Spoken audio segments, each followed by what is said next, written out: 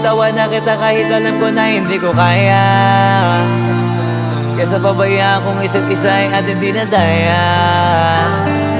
Di na ipipilit kahit alam ko na nakakahinayang, kasi di na maligaya.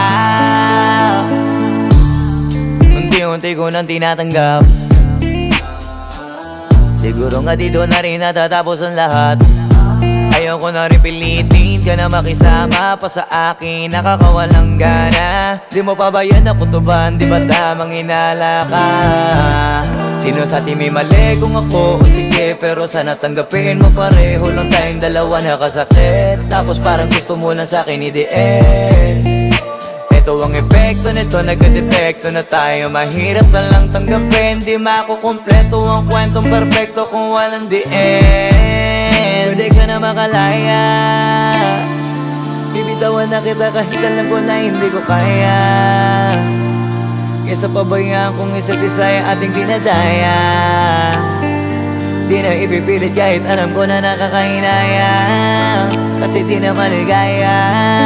Pwede ka na makalaya, bibitawan na kita kahit alam ko na hindi ko kaya. Kesa pabayaan kung isa't isa ay ating dinadaya. Di na ipipilit kahit alam ko na nakakahinayang, kasi di na maligaya. Sus, unti-unti ko nang tinatanggap. Na ganun lang nawasak ka lahat. Di ko na pangatawanan na hindi kita iiwan. Kaso lang hindi na kita kayang samahan pa dyan sa kadiliman. Pinagpapasalamat ko pa rin yung mga araw at gabi na naging sa'kin ka. Wala tayong magagawa, di tayo aandar kung meron kang palyadong makina. Kaysa naman lokohin ko sarili kong ayusin ang mga bagay na sira na. Paano pa tayo gagana, parehas na tayong hindi na maligaya. Huwag mo ngang isisi sa'kin ang lahat kung bakit ba sa atin ay nangyari to.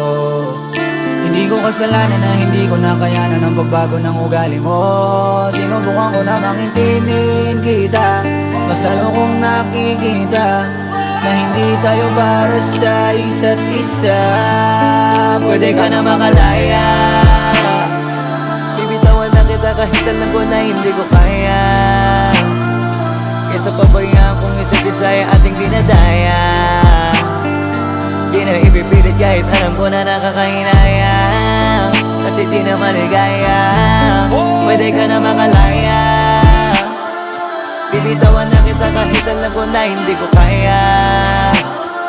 Kesa pabayaan kung isa't isa ay ating dinadaya. Di na ipipilit kahit alam ko na nakakahinayang, kasi di na maligaya.